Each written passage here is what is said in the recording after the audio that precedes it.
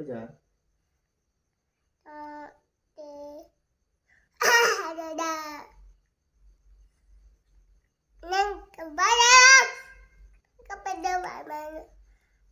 rồiยังเลยพี่เตอร์ว่ายัง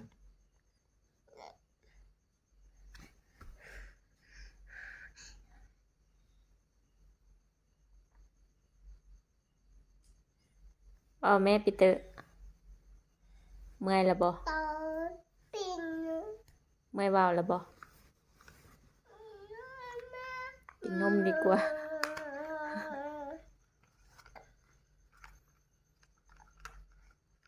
ปีเตอร์ขับรถไว้ขับรถไว้หรือไว้หมดก่อนถามเธอกินนมทาย